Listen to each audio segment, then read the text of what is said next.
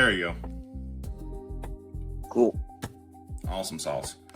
You don't have any background noise coming through, do you? Like from me? No, if you hear some pigeons, that's my bad. I can't really help it. Oh, it's fine. I had to put up the animals so they didn't cause a disruption. And just as a heads up before we start, I could do like an hour, maybe slightly more, but I also gotta get some sleep. No, I get it. I've got a full day today too, so I figured we'd only go for about an hour and a half at most.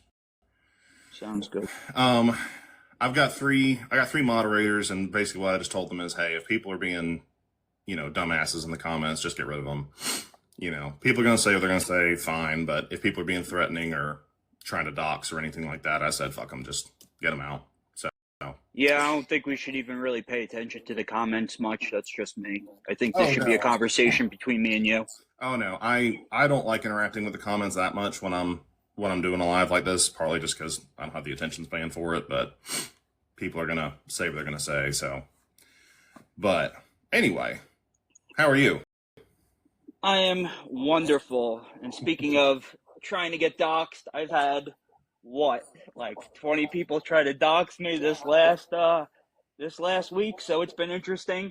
So, Jesus. Of course, I'm going to be very careful with what I'm saying. I'm going to think before I talk, because I don't want to lose my job. I don't want to get doxxed anymore.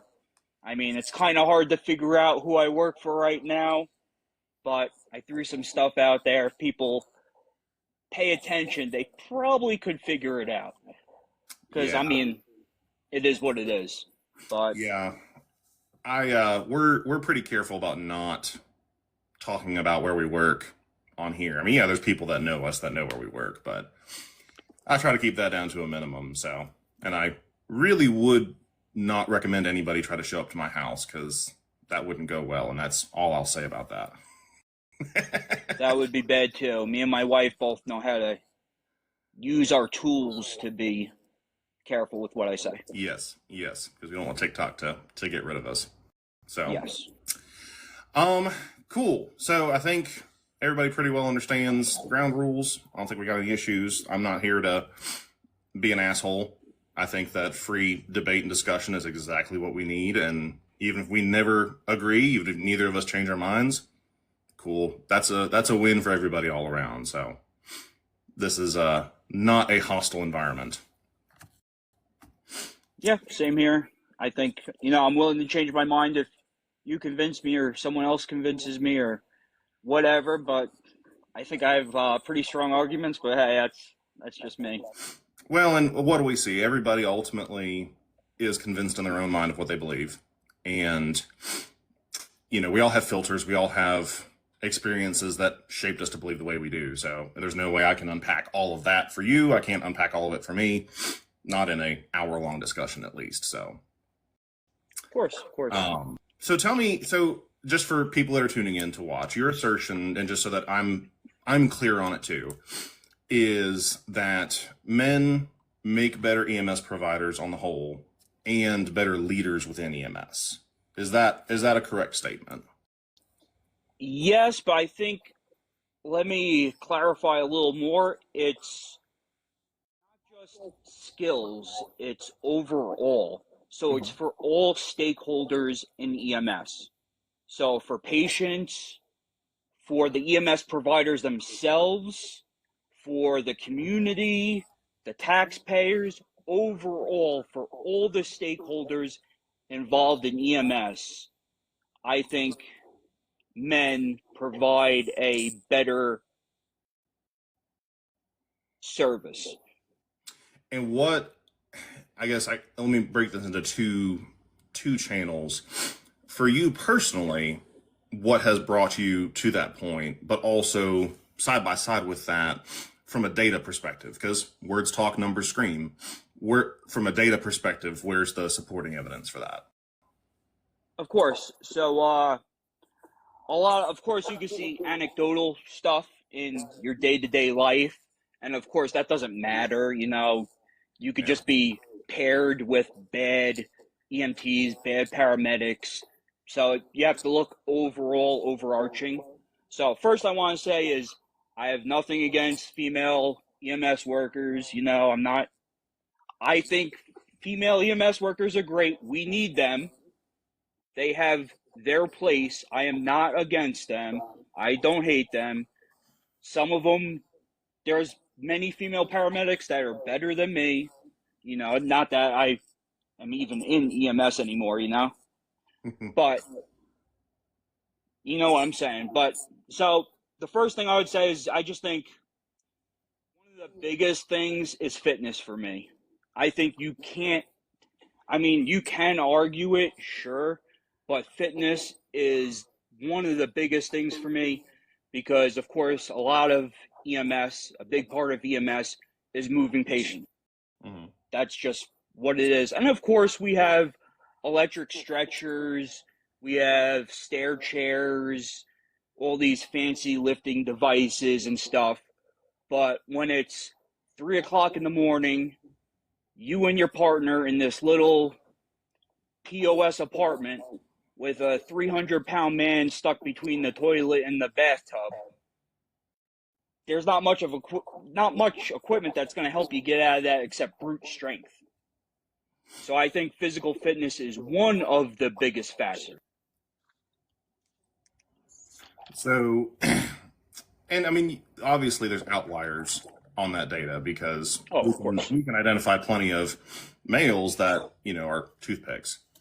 And like you said, there's a lot of technology and that levels out a lot of those differences. And we can make general statements that, yes, as a trend, as a stereotype, men tend to be biologically built, bigger, you know, bigger, stronger, whatnot.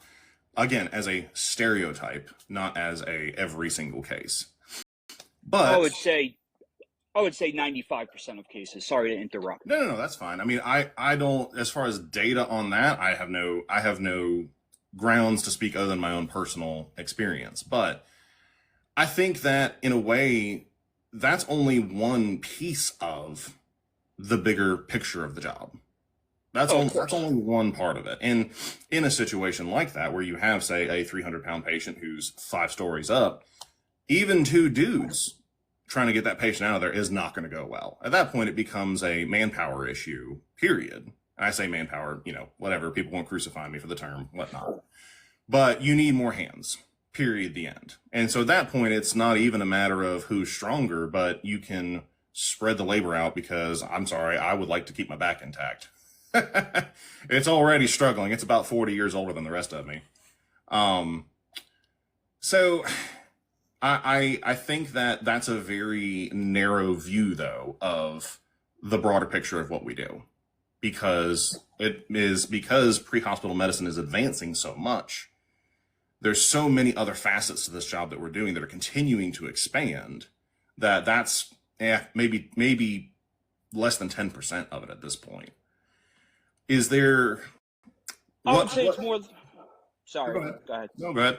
I was going to say I would say it's more than 10%. Moving patients from point A to point B is a big deal. I do agree with you that you could always call for more manpower, but then my argument would be you're taking up more resources, which costs taxpayers more money, and potentially removing resources from the street that can be used to respond to someone else.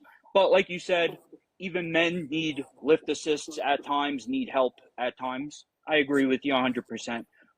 But again, I feel like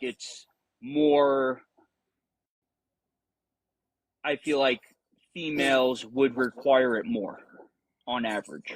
I don't have any data to back that up, but. Well, I think the danger with that too is the data is probably going to get skewed because as men, and I can say this for myself, I'm stubborn.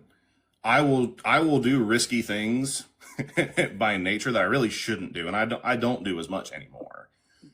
And that's one of my points.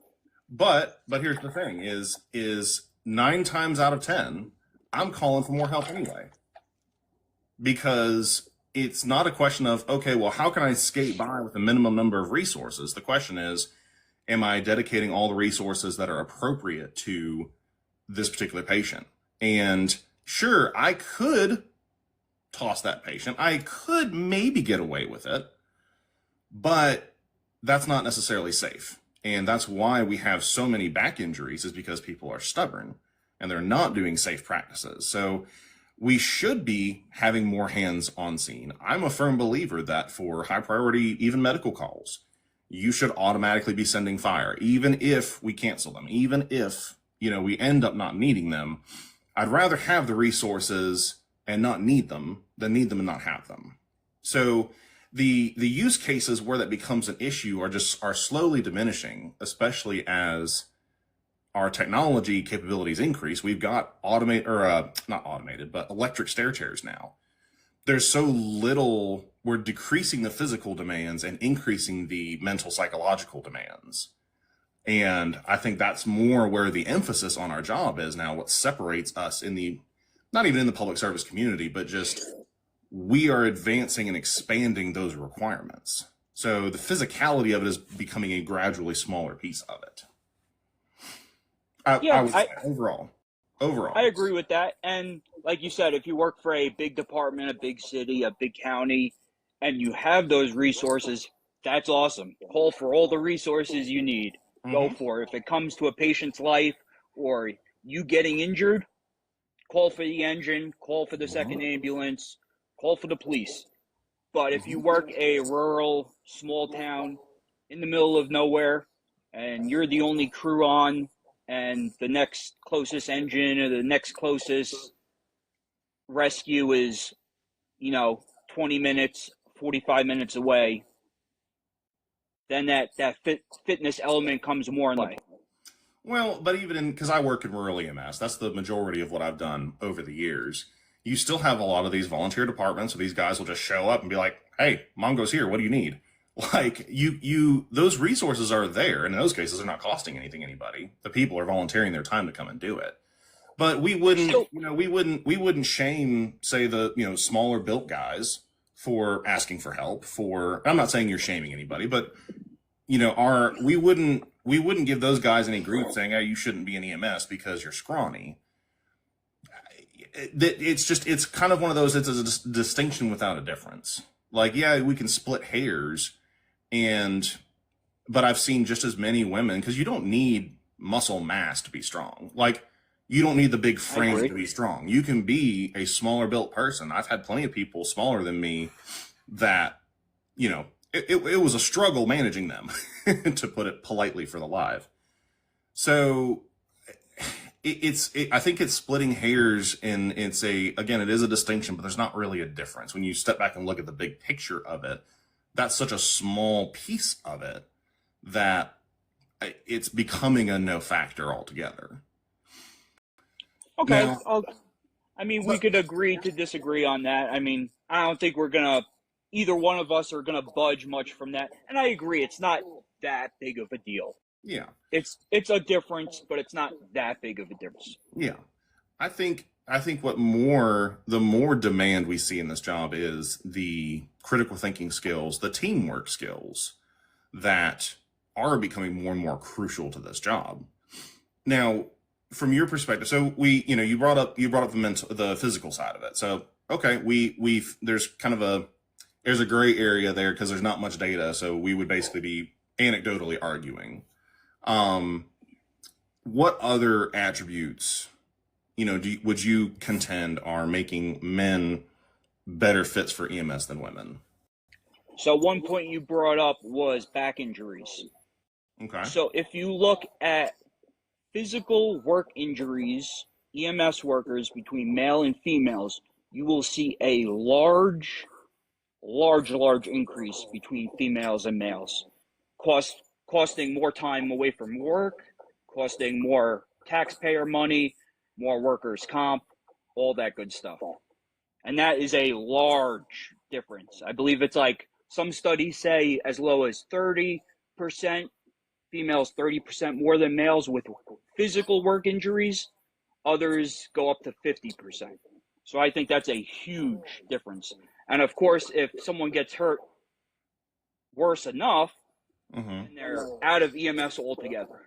And then you have to go ahead and recruit more people, which of course costs the taxpayers even more money. And just to clarify, so that I understand what you're saying that there's a significant increase of women that are having those injuries and those workman's comp claims than men. Physical work injuries. Studies go between 30 to 50%. And females get injured more on the job. And just again, and people are asking, which is my next question, source wise, as far as your data source on it. You could do a quick Google search. I mean, there's many different studies out there. Like I said, the lower studies tend to stay at like 30%. The more studies stay at like 50. So it's between 30 and 50. It's a range between what study you look at, but all of them agree to the same thing. It is significantly more than men. Now, the other piece of this is we need to draw the distinction between correlation and causation. Because especially in uncontrolled studies where you're evaluating, you're relying on a lot of self-reporting, number one. But number two, you're in uncontrolled environments extracting data, because you can draw correlations all day and say, yeah, because this data point, this makes sense. But that doesn't mean that it proves the point. It's an observation about the data, but it doesn't, in order to prove the point, you have to have far more controls over the variables, which we just don't have out here. Now, because I could, and I'm not make the argument for any study with that in EMS. But that's the point, is we need to have just that reality check of, just because we draw a correlation to something doesn't mean that's the cause. I'll give an example on something that you may relate to, you may not. So when I my first wife and I divorced almost 10 years ago, and we had a kid together, and mind you, my son and I have always had a phenomenal relationship. His mom and I split when he was 2. That's all he's known his whole life. And my own father brought up, study after study saying that, boys raised in broken homes are more likely to fail in school. They're more likely to be involved in, drugs and violence and all this stuff. And was using that to basically blame shift onto me and say that I was doing this horrible disservice to my son by having separated from his mother. It was a no-fault divorce. It was not an infidelity case or anything like that. It was a clean-cut divorce. So he's drawing all this data that's out there, supposedly, but all that data fails to account for so many fucking variables. It fails to account for the relationship of the parents, socioeconomic factors, there's so many variables there. You can't draw that. And fast forward 10 years later, almost 10 years later, I sued for and won primary custody of my son, which in South Carolina is a horrifically hard thing to do. And he and I's relationship has never been better. And he's doing exceptional in school. He's not getting in trouble. He's not causing problems with people. He's flourishing. So just because there are studies out there that can be used to correlate things doesn't mean those are accounting for everything. And yes, there are outliers to everything. But anyway, sorry. Go ahead. Can I just throw something out there with that real quick, just because I know some studies, but there's studies out there that shows kids being raised by single parent dads are as good as being raised by a married couple. So just to throw that out there, you might want to look into it. No, I'm familiar with it. It really comes into when it's a single mother. That's when many kids have issues. But yeah, of course, there's outliers to everything. That's of course. We all know someone. I know some woman paramedic that can outlift me. I know tons of female paramedics that can do 10 times better job than me. But overall is what we're looking at. So if it was only a 5%, 10%, I would be like, okay, there's some, but 30 to 50%, and considering biology and the physical fitness standards and how women are built differently than men with muscle mass, bone density, all that stuff. I mean, I don't know. Well, but also there's a lot of factors that could come into play. And just for example, I'm not saying this is necessarily what I think, but I know this can be a concern. I know this is something that people can say is, and I have run into this where a lot of women feel like they're going to get shamed if they ask for help. They feel like, well, I've got something to prove. So they do exactly what most of us men do when we get hurt is they're stubborn and try to do the thing and end up getting hurt. So there's plenty of those situations that happen. And is that every single instance? No. Am I trying to say that, oh, well, men are the bad guys here? No, I'm not saying that. I'm saying I would say men do that more than women. But as far as explaining the narrative and explaining that data, is there are other factors at play. That's not simply, oh, well, it's just biology. It's just this. And it's important to look at the full picture and look at all the reasonable explanations because we are a largely male-dominated field. We are still, so females today make up roughly a third of the EMS workforce on the whole. It fluctuates a little bit over the year, but that's generally what it is. That's new. Like it has not been that way for many, many, many, many years. And there's a lot of women who feel like they have to prove more. And in large cases they do, because I'm in the deep South. There's a lot of discrimination against females. And I'm not out here to try and say, oh, like, well, men are the horrible bad guys in the situation. No, there's toxic mindsets that were part of a culture that are not useful anymore. It's not. So, and again, we're still stuck on the physicality part, which we've already said, yes, there are broad stroke differences between men and women. That makes sense. That's real. But again, that's only one piece of the broader picture. Let me throw one more thing out there just because we're on the physical. I don't want to jump away to something totally different. There are very few studies and they're very hard to find. There's really only one I saw that said there were significant differences, but there are some small differences between CPR, showing men do better CPR than females in EMS. And the one study I'm citing is actually doctors, so it doesn't exactly apply to EMS, but yeah. I mean, there's no, being in the United States and socially accepting of everyone, there isn't a study that shows between females and males EMS workers. This is an overseas study done with doctors, but it showed significant differences. And I could share this study afterwards. Yeah. I could put it in the chat or whatever. Yeah. Well, and also we're looking at trying to resolve those inconsistencies, and we have Lucas devices or auto pulses or whatnot. And obviously those only fit a certain, section of the patient population for right now. But there's inconsistencies, period, there. I've been on so many arrests where I'm watching, these dudes that are not doing it anywhere near appropriately. I would actually argue that paramedics are some of the worst at doing CPR because we like to delegate it and we don't do it as much. And I personally don't believe that. I think that we should be top tier CPR, even as paramedics. But again, that's something that is largely, regardless of, even if there's a slight difference, which is reflective of what we said, there is a categorical general distinction between the two genders, but not a hard, fast, like it always has to be this way. So you have a little bit of a gap there that's quickly being closed by the technology.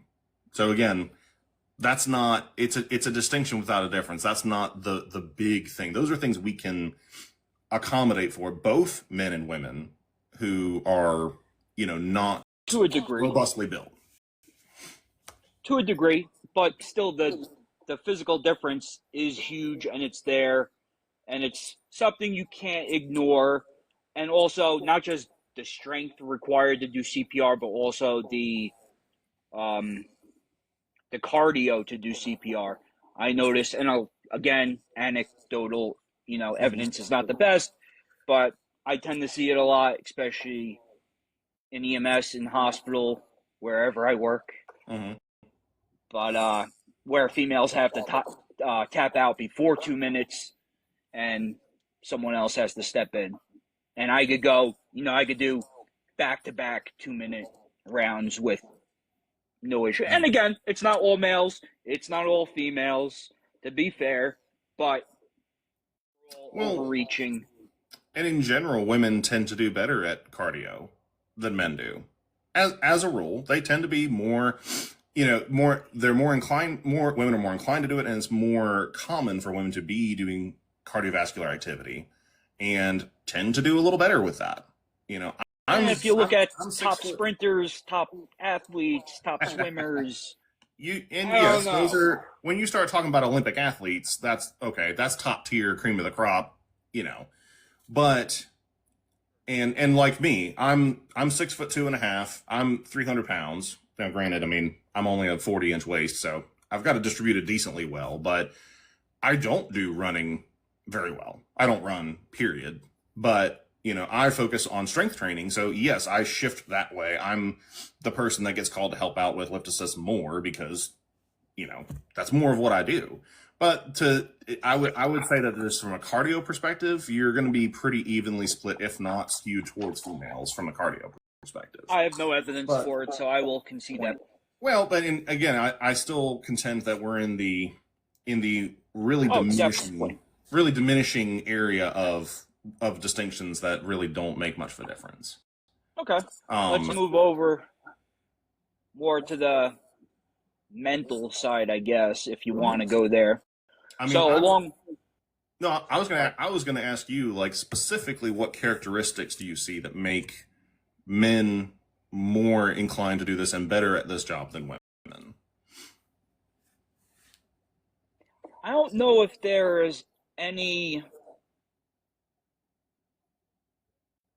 certain exact things that you can say play a better role than men and women. I would, not with evidence at least, I would say like anecdotal, like decisiveness, risk taking. Well, let me rephrase the question then. What are the qualities that are essential for an EMS provider, period? What would you say is, you need to be like this, you need to have this, this is important, this is, the way you should be, that kind of stuff? I would say clear thinking, able to control your emotions, able to handle high pressure, stress, able to make logical decisions, decisiveness, a little bit of leadership. What about teamwork? And more, of course. Teamwork, sure, definitely. Okay. Now, I think we should make a distinction here that there's a difference between capacity and ability to, say, do critical thinking under pressure and so forth, and how it's expressed. So men in general, we tend to be more confident, more, I'm just going to do it, I'm stubborn, and that works in some situations. That's not an inherently bad quality. Women tend to do better statistically in healthcare, and that's according to multiple NIH studies. Women tend to perform better with, team-oriented patient care.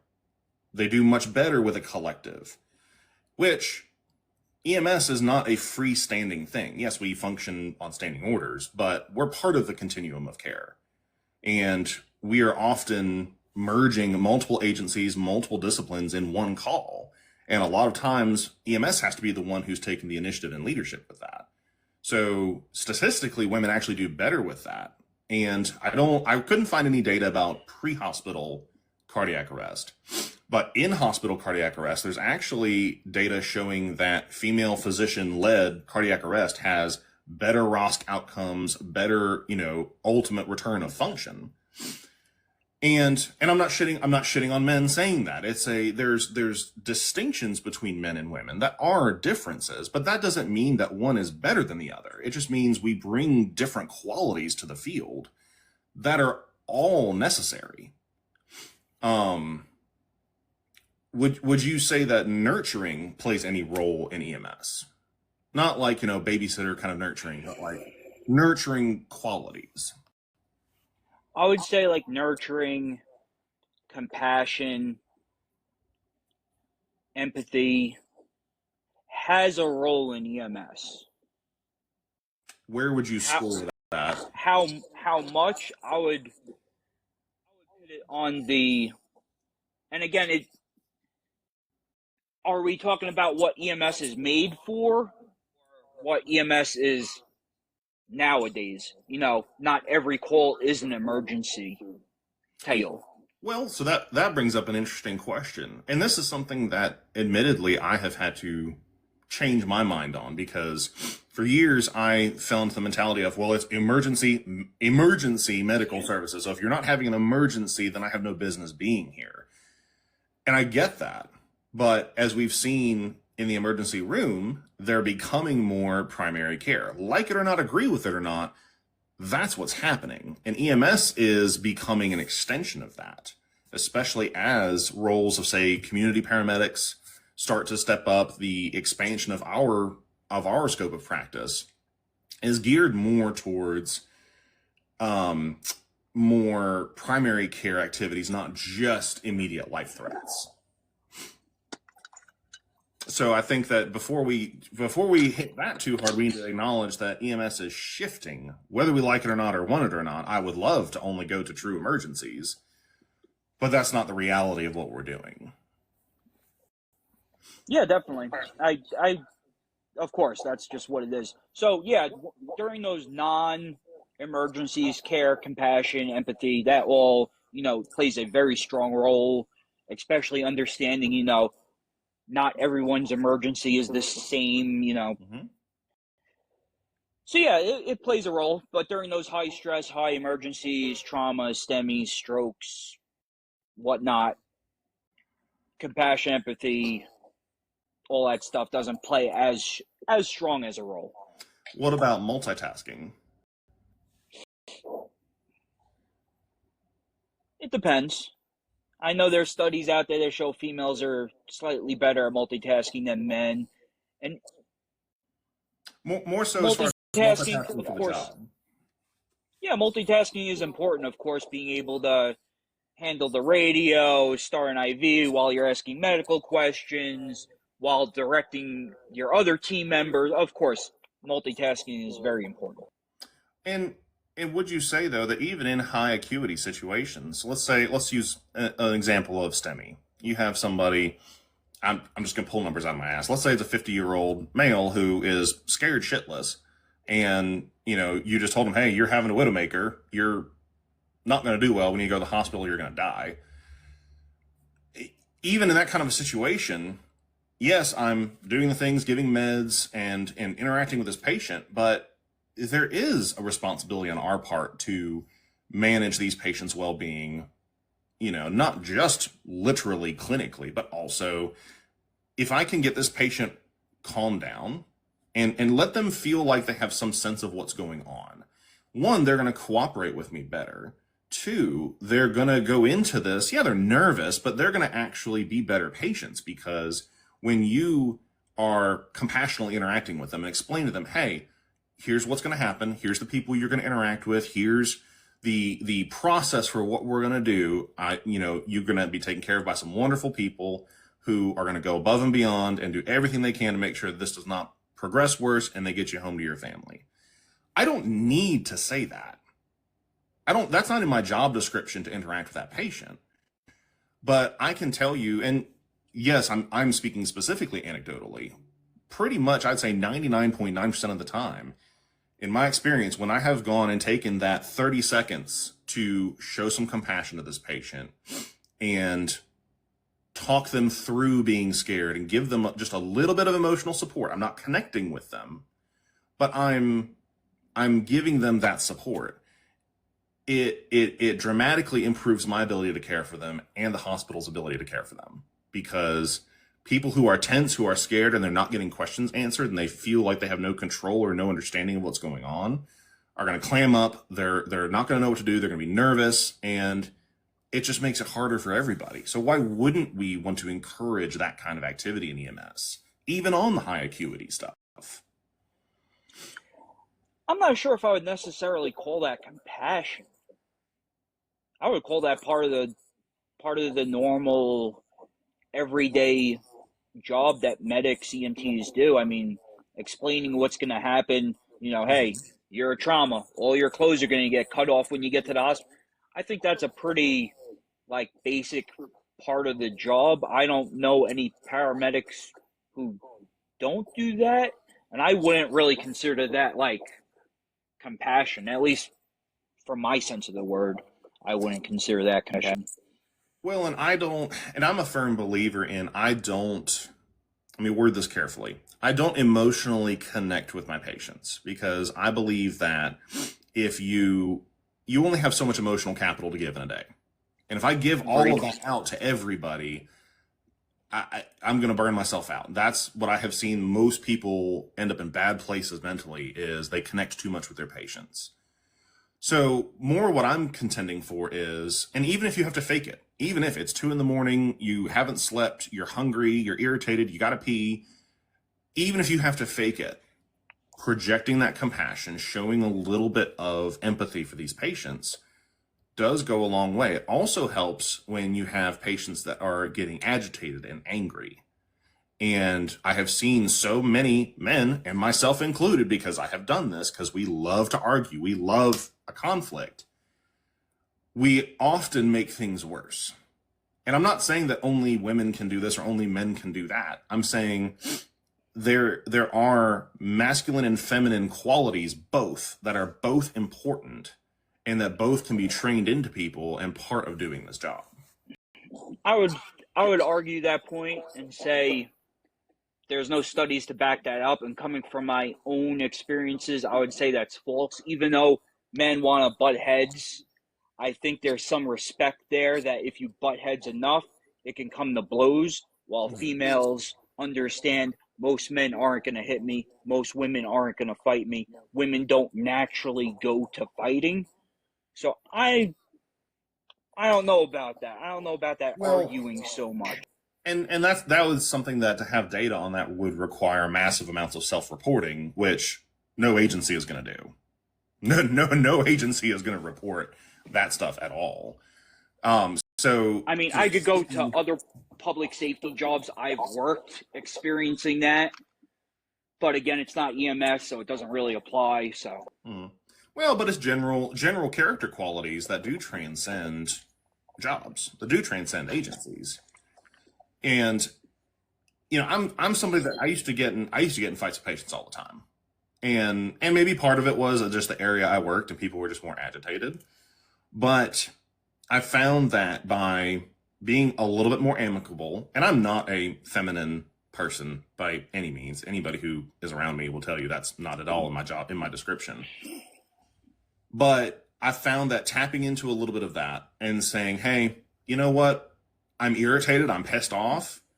And there are times where bucking up creates some respect on a scene, but there's a lot of times where it doesn't. There's a lot of times where if our focus is how can I get this patient to the hospital to get them definitive care, if that's our focus, then I don't give a shit how I have to act, how I have to present.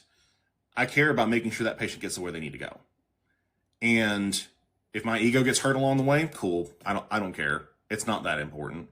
I want to get my patients to where they need to go. And I do believe that in general, and I will make the distinction between masculine and feminine traits and energies versus actual males and females. Because I think that those traits and energies can be nurtured or developed in people in different ways and different times. I think that there are feminine traits, stereotypically feminine traits, that actually do lend themselves very well to this job. And of course, we are wrong to dismiss them. And yes, men can exemplify them, but so I'm not dismissing any female traits. Don't get no. But that's part of the discussion. That's part of the discussion, because if we're saying if the assertion is that men make better providers, you're saying men categorically, not masculine traits or feminine traits. So the biological component of it is the stats really, when you look at critical thinking in healthcare, the data is very neutral. And as far as whether it's men or women that do better, and especially in emergency situations, the data is it's showing negligible difference. But what do you mean in emergency situations? So like when pulling, I went through and did a little bit of digging into any data about sex specific performance in healthcare and leadership roles and so forth. Okay. And as far as clinical care and decision making, the data has showed, again, a lot of it's self-reported, there's uncontrolled variables, we take it for what it is, that there's really a negligible difference between men and women as far as execution of critical thinking in the healthcare setting specifically. And same with leadership, because, and it depends on the expression of leadership. We'll get to leadership separately. That's a I tried looking in the studies that showed decisiveness and better outcomes and all this stuff, and the studies were so weak or just non-existent. It wouldn't make a difference either way. But one of my other going back to the physical injuries on the job, also females show to have more, let me find the right word to not make anyone mad here, psychological injuries, problems such as anxiety, depression, PTSD. They are rated at significantly much higher than EMS male providers. But then why do men account for 3 times as many, well, I gotta be careful the word, but SI, actual action of SI, why do men account for 3 times as many occurrences of that as women, job-related occurrences of that? That's an interesting argument. I would say mostly because men are decisive. And this is not a good example of decisiveness. Oh, this is not a good example agree. of that. I agree. I would argue, It's a serious conversation. But well, and I would decisiveness. It's a bad example of decisiveness. But they're going to start something. Unfortunately, very unfortunately, they tend to finish it. Well, and I would say that men have a lot of bad habits when it comes to mental health. And we can argue as to why men don't share. I mean, I can speak for myself and say that, no, I don't like being vulnerable at all with anybody. And I'm usually not. I'm usually not. However, there are times where you do need to express those things. You do need to get help. I think that therapy has a place. I don't think that it is the be all end all for every single person at all. But if you were getting to the point where it's a serious conversation about SI, yeah, you do need to have some help from somebody. You do need to express it. And as men, we typically don't. And that's not a good habit. That's not a healthy habit for us. I'm not saying we need to be weepy, whiny, about every single little horrible thing that happens in our lives. No. But if you're really struggling with shit, if you're really not doing well, you need to say something. And we've conditioned ourselves not to. And that's not a good character trait. I agree. That is a poor character trait for sure. If you're struggling that much, you should definitely go get help. But I think that, sorry, go ahead. Sure. No, you go ahead. There's a delay, so I may think that you're done and my brain just immediately starts going. So no, go finish your thought. So I was just going to say that combination of physical injuries and I guess you could call them mental injuries for not having a better word, both of those combined together show female EMS workers take significantly more time off work, leaving, more slots empty in the shifts and the schedule, quitting earlier. If you look at how long men and women stay in the profession, men typically stay a lot longer in the profession than women. So there's a higher turnout rate there, and higher turnout rates cost taxpayers more money. It's very expensive, of course, to hire instead of retaining workers. Mm-hmm. So if you're losing workers to injuries, to mental health issues, and I'm not saying this next part, I'm not saying it's a bad thing, but it's just a fact of life. To pregnancies, to domestic related responsibilities, like that's just, men typically stay in the job longer, showing then they have more experience and also cost the taxpayers less money because you're not constantly having that turnover. You're not having to hire new. Instead, you're just retaining.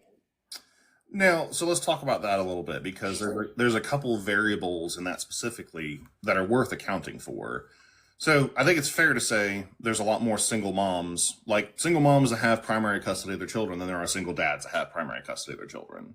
Would you say that's a fair statement? Agree. And that's the problem with divorce courts. Well, But and that's another topic. I'm not going to get into that discussion as far as how we got there. That's just the way it is.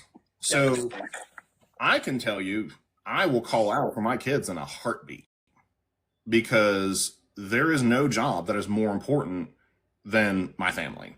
Obviously, yes, I need to provide for my family, and that's fine, but there is nothing more important to me than my kids. So if you have single mothers who, and childcare is expensive, it's fucking horrendous. So they are going to have to call out naturally more, because they will get in a bind more often, because if they're the primary care provider for their kids, they have to. Now, that's not saying that I'm not saying that every single, that there's nobody that abuses the system. I'm not saying that. But that's part of it. And people who are pregnant, yes, they need to take more time off. They're going to have, and that's a beautiful thing. Like, there's nothing wrong. We should be. Yeah, I'm not saying there's anything wrong with that at all. I think being a mother, being a father comes first before the job any single day. Any day. If you have a doubt, you should call off and tend to your family first. Of course, men and women, definitely, 100%. But I think it tends to affect women more, which tends to affect EMS.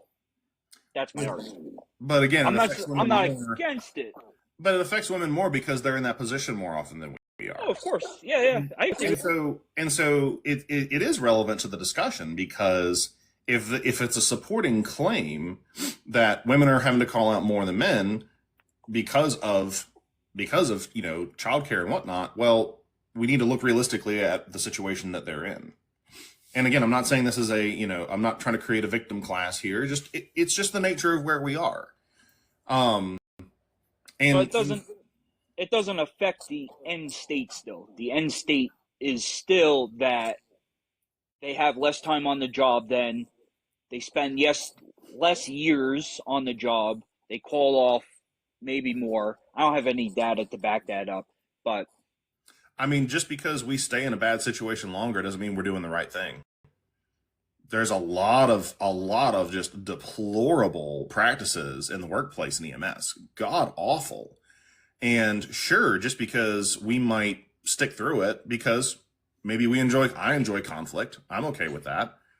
But just because we stick in something longer doesn't mean that was the right place to stay. So again, there's so many other variables out there that, yes, you want to talk about the numbers, words talk, numbers scream, cool. But we need to be specific about what the numbers are actually representing. And that, I think, is the key there. Is data can mean whatever you want it to mean if you're careful enough and choosy enough. And I'm not saying women don't have, maybe, I go back and forth with this in my own head, maybe a tougher time on the job than males, such as females typically report more harassment, more bullying, more sexual harassment. But also with those numbers, I would love to see what's considered bullying, what's considered harassment, what's considered sexual harassment. So there might be some truth to that. There might not be. I go back and forth in my own head. Also, I believe, there's a push to get more women in the EMS. So I'm not sure there's more of a push to make the job more compatible for females. Well, but let's pick that apart. So bullying, okay, and there's a spectrum on that specifically. I don't mind a little bit of professional bullying in the sense of if you are a chronic underperformer as an individual, if you are a chronic underperformer who is actively negatively impacting the people around you, then yeah, you need to take some heat for that. Period. The end. Doesn't matter your gender, your absurd, your anything. I wouldn't call that bullying necessarily. Well, I mean, it's semantics. It's how you define it, yes. Right. I don't have a problem with that. What I have a problem with now, are there people that abuse the system both ways? Yes, there absolutely 110% are. But there's also a lot of people that do actually endure those things, that do actually receive that sexual harassment. And many of them feel like they can't report it. And I'm not just saying this as an apologist for whoever. Like, truly speaking, there are a lot of people that feel like they don't have a recourse because even just like you were saying, well, what defines it? Like, what is it? And men tend to be more skeptical of that by nature. And now, being skeptical is not a horrible thing, but you need to temper it with reality, and that you're not always going to know ultimately what was done or what wasn't done. But there is an issue with women receiving that more for a variety of reasons. It can be social, it can be physical, it can be a bunch of different things. But that doesn't mean, just because there's an abuse of it sometimes, doesn't mean that it's not real. It is real. It is a problem. It's just reporting it is the issue, and getting somebody to do something about it, because it turns into a he said, she said, and that's just not healthy for anybody. Agreed. So, I mean, the question is, you're saying we're basically changing the field to be more accommodating to women. Is it that? Or are we making the changes we should have made anyway? Because there are certain things that are objectively right and wrong. And even getting into leadership, and we can delve into that if you want, or if you want to stay out from that for a minute, that's fine. But there are certain leadership practices and styles that we have accepted as the norm that aren't necessarily good, but men are more expressive in those. Men tend to be more totalitarian or authoritarian or whatnot. But that doesn't mean, so just because we do that really well, doesn't mean that's the way it needs to be. And so we need to have that honest conversation about what good, healthy leadership looks like. And we haven't had it in EMS. We haven't had the discussion, and we haven't had a good example consistently of leadership in EMS across the board. Definitely. So we discussed a little bit about the fitness, a little bit about health, mental health, a little about work injuries, some recruiting and retention stuff. And my other stakeholder, I would say, is women in EMS themselves. We often tend to overlook them kind of the most when considering their own health. If you look in the studies, and studies are pretty consistent with this, they show many fertility issues, infertility, endometriosis, POCS,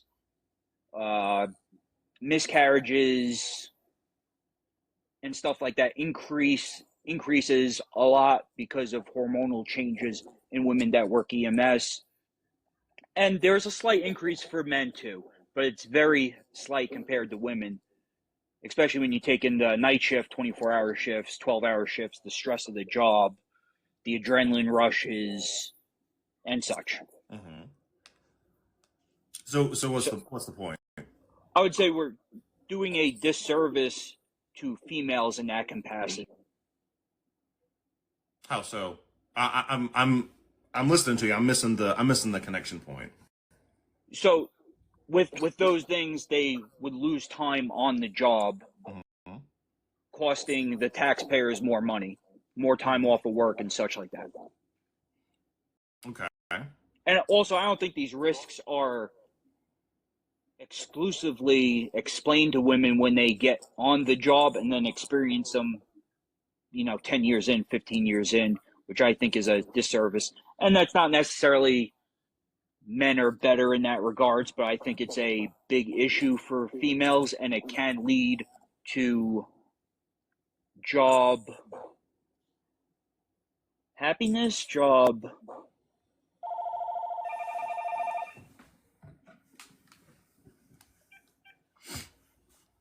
You're good. job like happiness.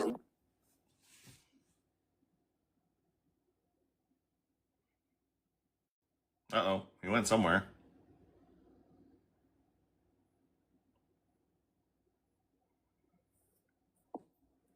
Hey.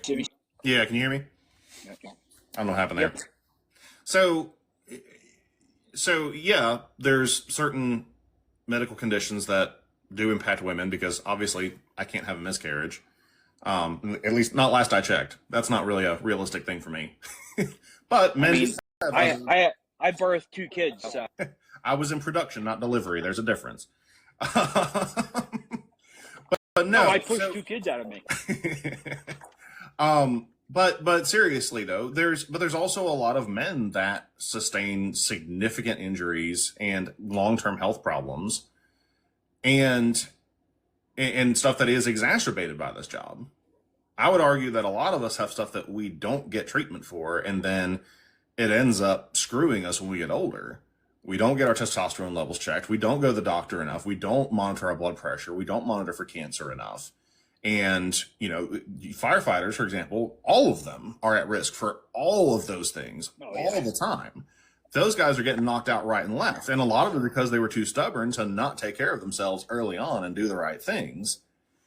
And now they're paying the price for it. So just because you have, women that experience female specific things more frequently doesn't mean that men don't have other associated health issues. And if people are experiencing health issues, we should be supporting them. We should be picking up for them. We should be picking up the slack for them. That's normal. That's common decency that we should be doing. We should be doing in this job. We should be celebrating the differences between men and women, and I'm not trying to make this this isn't a political thing. We should be embracing those. And there are plenty of situations where we need women on the job in doing things that men can't do, can't handle. And so I don't see, no one's going to argue that no one's going to contest that there's differences between men and women. Sure, that's fine. Like it doesn't take a rocket scientist to see that. But that doesn't matter. It's, can you do the job? Cool. All of those differences play a role and are important and are helpful. And we need more of that. So I think taking that to say that women, don't do as well as EMS providers is a misnomer. What? I said men are slightly better. I'll go with that. But did I lose you? Looks like you're frozen. It was asking for like an authentication thing. It was stupid. So overall, I don't know if you agree with me or not. There's slight differences overall that lean towards men.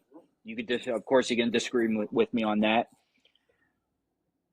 But, of course, we need female EMS providers. They do a great service. They are great with certain types of patients, with all types of patients. But overall, a slight difference, and I'll even concede the point of that, does that slight difference of men being slightly better in those certain areas we discussed, does that take away from the benefits of having women paramedics? I don't know. That's a tough one. I don't know. I think that at the end of the day, if and we can all argue semantics, we can all argue anecdotes, we can all argue our personal experience. But what's the outcome that we need? The outcome we need is we have a profession that's in shambles. Honestly, and that's definitely why we need shambles. Any paramedics we could get. Yep. But it's not even so much that we're in shambles. We need to be doing more to bring this industry together, bring the people together, and to ultimately benefit patients. I will happily take anybody that is going to positively move that needle. And there are plenty of women, and I will speak anecdotally in this portion because that's my life. There are plenty of women that I work with who are significantly smarter than I am, who are better at this job than me. No, I take pride in my work. I do it well, but I have no problem saying they do it better than me. I've got no reason to disqualify them from it. But if we had the mentality of, well, they're a woman, they're not going to be as good of an EMS provider up front, and they get pushed out and whatnot, we would have missed out on that completely. And so it's just, it's so counterproductive to what we need right now. On top of the fact that the data is, one, there's a lot of correlation, not causation. There's so many variables not being accounted for. And where you do have the data, like actual decent data, it's really non-conclusive either way. And I don't think that either one is better than the other. I think each has strengths and weaknesses, but those are all things that should be worked together and leveraged, not, okay, well, I got strength in this area, so fuck you. That does nobody any good. It's not helpful. It's not right. It's short-sighted. I would never behave like that professionally or otherwise. And like I said, I statistically, overall, in general, I think men provide a slightly better, try not to get myself in trouble here, better service than women. But also women bring many benefits to the job. And of course, we need as many EMS providers as we can, as we see, we are already in a very bad shortage to begin with. So, sorry, go ahead. Yeah, that's all I got. Well, I think, but I'm not saying that, oh, we're shorthanded, we need as many people as we can get. No, I don't want patch and a pulse. That's what we've been doing for the last 15, 20 years, and it's not working. It sucks. We need high standards, but we need high standards that are based on the needs of the job, period. And not just, can you lift, can you move, can you drive, but there needs to be a psychological evaluation, and not all that psychological evaluation isn't all male traits. There are a number of female traits that are incredibly essential to this job that we need and we need to support. And yes, can men do those? Sure, but women can do it too. I think agreed. The physical gap is closing almost negligible. The educational elements are equal between the two. I don't even Agreed. Women are better team players. They're better at multitasking. They're better for a number of different things. And there are some things that men are better at too, generally speaking. Okay, leverage those together. That's what we need, is leveraging together, not, okay, yeah, you're just really not as good. Not as good for this service, for this industry as we are. That's the wrong answer. That's the opposite pendulum swing, honestly. Is what I would contend. No, I agree with a lot of your points. I would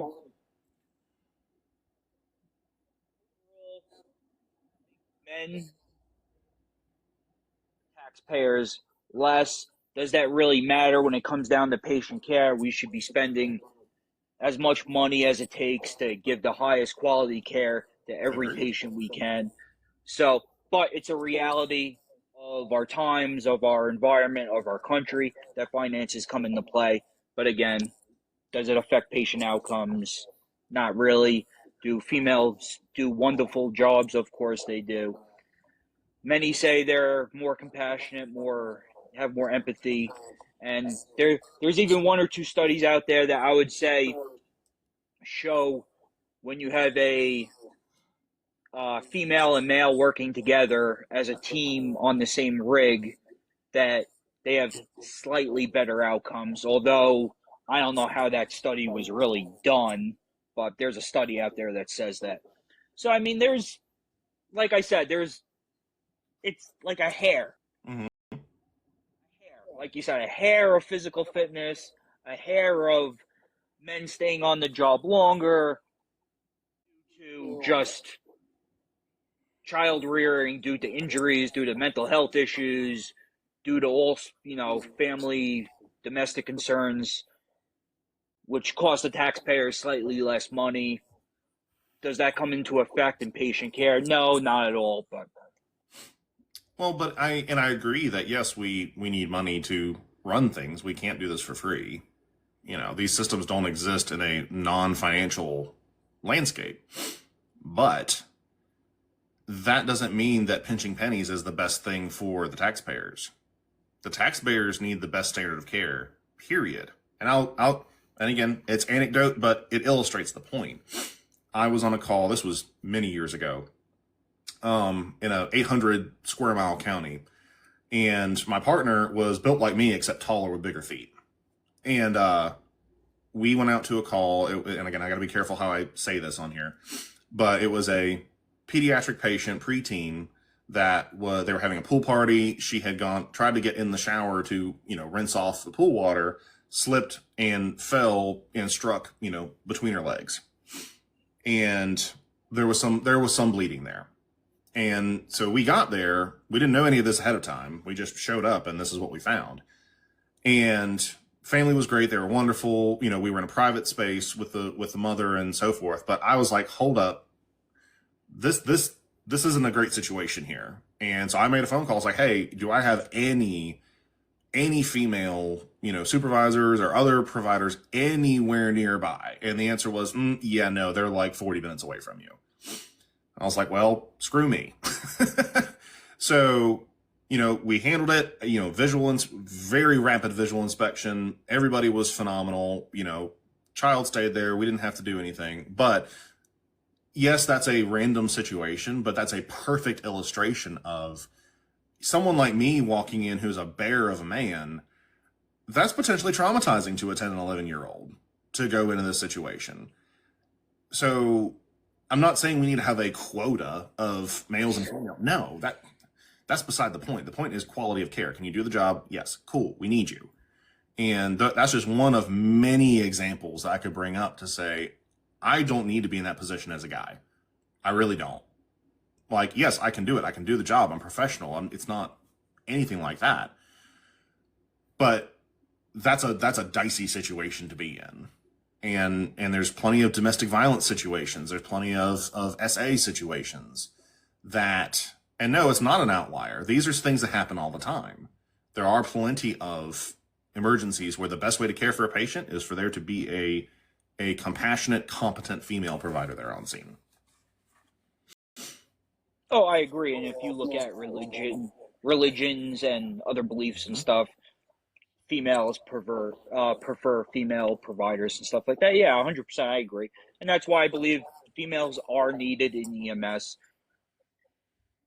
So, yeah, I don't know. I think our differences are so small, it's insignificant, and we're talking about almost nothing that makes a difference at the end of the day. Well, I would say the differences aren't small, because the assertion that men make better providers, blanket statement, and make better leaders, little bit of a rage bait topic. But listen, I asked you to verify. Makes for a good podcast. I asked you to verify, and I verified it with you, and you said that's what you were sticking to. So if that's what you believe, cool. If it's not what you believe, then we shouldn't have said it.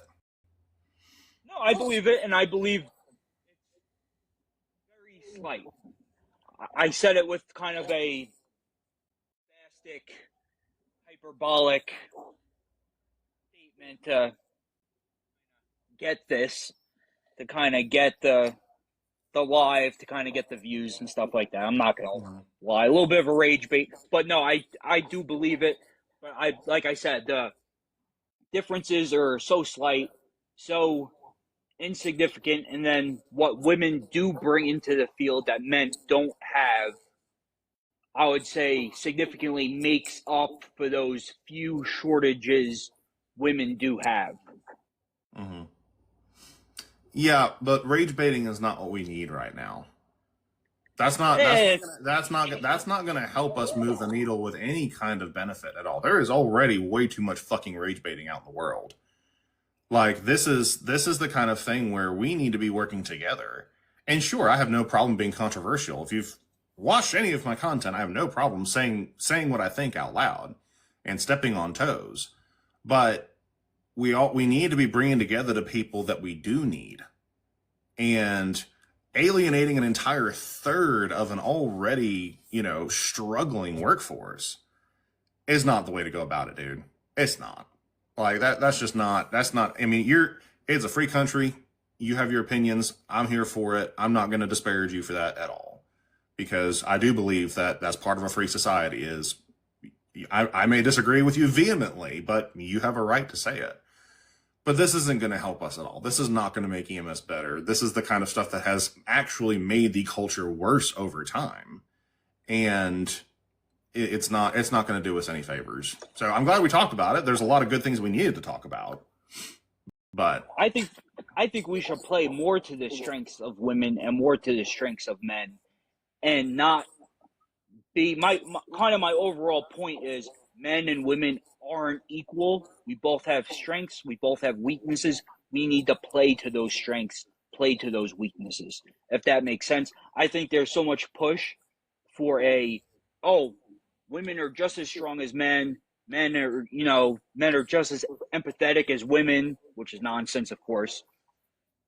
And that kind of throws us all for a loop too. Let's play to the strengths of women. Let's play to the strengths of men and fill each other's whole. I heard an echo in here because I'm pretty sure that's what I was saying earlier. Yeah, we need to be playing to the strengths and supporting each other's weaknesses, because we have weaknesses too as dudes. We have a lot of weaknesses. Definitely.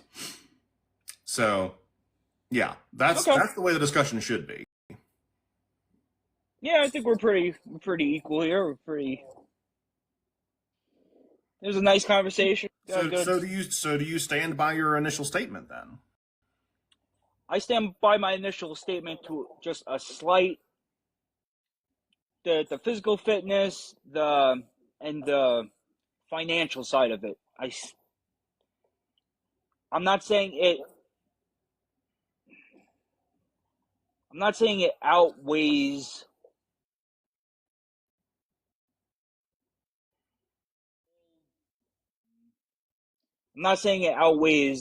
like all women being in EMS. Is that what I want to say? I don't know how to phrase that without getting myself in too much trouble. I think you're past that point, unfortunately. But we need females in EMS. Does the slight significant financial gain of hiring men outweigh the positive side of what female EMS workers bring in the EMS? That would be probably something I would need to look more into for sure. So do we still stand by our original statement or no? Is the question, because we've kind of gone in circles of definitions a little bit. Yeah. No, I stand by my statement. So if we should be celebrating and playing off of the strengths of men and women, then how does that match up with your statement? Because the two really don't go well together at all. They're actually contradictory. I would say, like I stated before, just the overall turnover of females, injuries on the job, physical and mental, women taking more time off of work, women less years total on the job. All that affects the taxpayers in the end. I mean, that's the real only difference. And like you said, a little physical, but does that really make a difference? Does that really affect patient care that much? I don't know. But again, you drew a pretty stark line in saying women, or excuse, you said that men make better EMS providers. That's a very specific statement. That's Yeah, not going just, back. oh yeah, you can kind of do some physical things a little bit different. Like we've completely flip flopped here on where we're at. I agree with you that there's distinctions. I agree that we should be celebrating the differences, but that's completely contradictory to your original statement. Well, I guess let me give an example. Maybe that'll make better sense. Maybe not. Maybe I don't know. Oh, excuse me. Let's say, like I said, studies show 30 to 50% for physical injuries on the job, more of females. So a female throws out her back, injures her foot, whatever happens, stretcher rolls over it, whatever it is. They need time off. Now the taxpayers have to pay another paramedic overtime or even hire another paramedic to cover that shortage. That's, you know, that's just the reality of things. But And it's not a small difference. It's not 5%. It's a significant 30 to 50%, depending on what studies you look at. but how does that correlate to your statement that men make better EMS providers? Because we all have PTO and sick time. That's what it's there for. The money's already there. Yeah, PTO and sick time is different from workers' comp, but you have to look at the overall stakeholders of EMS, and we agreed earlier, at least I think you agreed with me, that the stakeholders are the patients, the community, and the paramedics themselves. So, I mean, if the taxpayers are paying more, I mean, it is what it is. Yes, those are the interested parties, but that doesn't mean that doesn't equate to, well, women are the inverse of your statement is that women are subpar EMS providers. Because if the statement is that men make better EMS providers, then the implication is that women make subpar providers. That's where the issue is. And being a provider isn't just can you lift somebody and move somebody, but can you clinically perform? Can you do the job well? Can you do it as much, if not better, than the other people? So here, let's say this. So let's say no studies or anything to show this. This is just going out there on a limb here. So let's say you have male and females. Let's say statistically, they do everything the same. They have the same number of IV starts and misses, same number of intubation starts and misses, same outcomes for patients. You know, you get them to the hospital in time. Same everything. Call trauma alerts, call stroke alerts. Everything perfectly lines up. But one party, females, of course, that I'm talking about, quits more often, gets injured more often,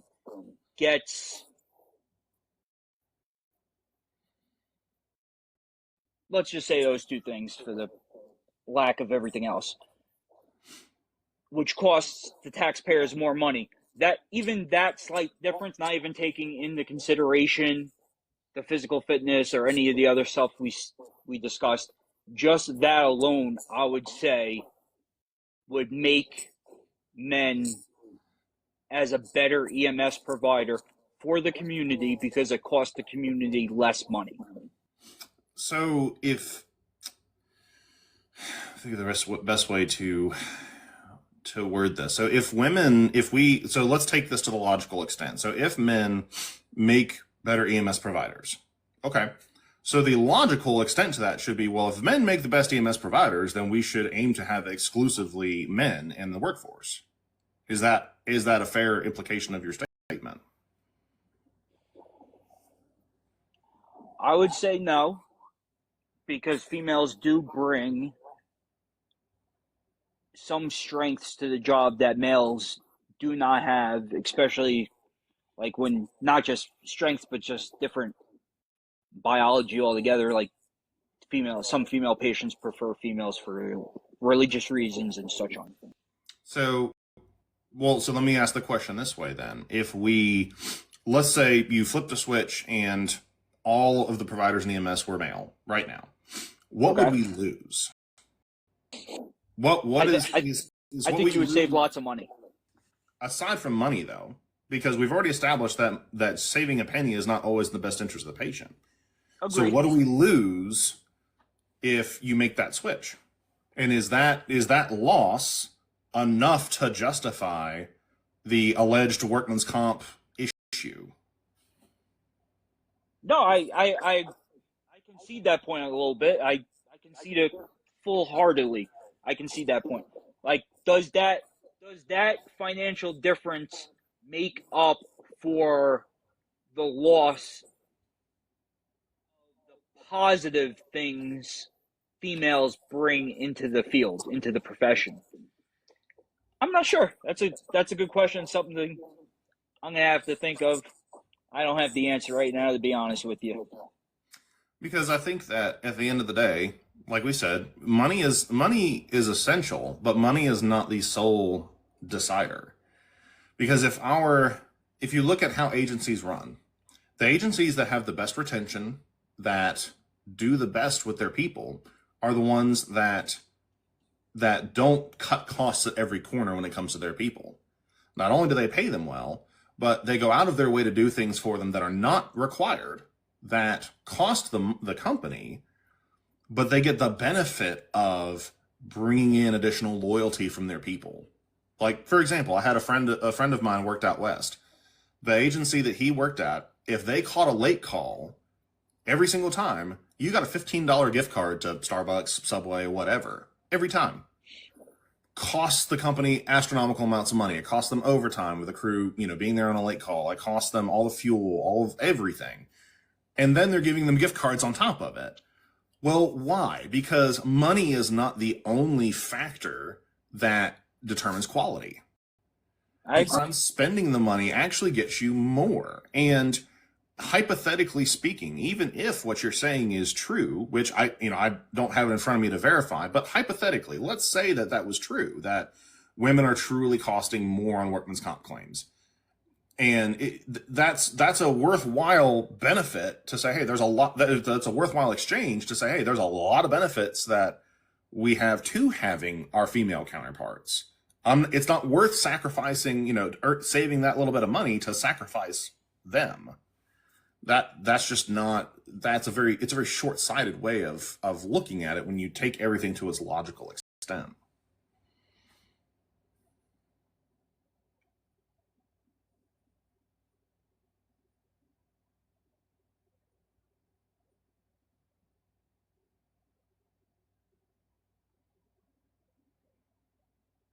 Yeah, I would say that's a pretty solid argument.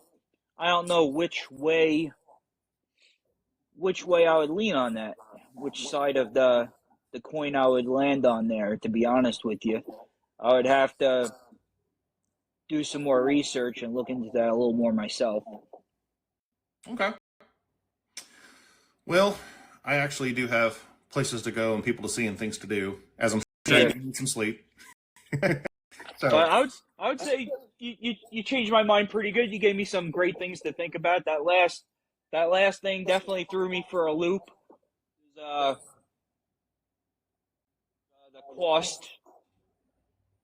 cost cover the positive things females. That definitely threw me for a loop. I definitely have to think about that some and sit with that for a little bit. Okay. Well, I appreciate you coming on. It was a good time. Thanks to everybody in the comments. The moderators did a great job. And I'll send. I think it should send you a copy of the video. If not, I'll send you the unedited copy of it. You do whatever you want with it. Awesome, sounds good. I appreciate it. Thank you so much. I appreciate you having me. I definitely respect the beard. If you enjoyed this episode, be sure to follow us on YouTube at ParamedicAF, or you can subscribe on Apple Podcasts and Spotify at the ParamedicAF Show. You can catch up on the Daily Debrief, kind of a sub-show within the ParamedicAF Show, or you can watch our full-length episodes, including interviews and discussions on leadership, culture, personal wellness, mental health, everything related to daily life in EMS. Make sure you hit like and subscribe.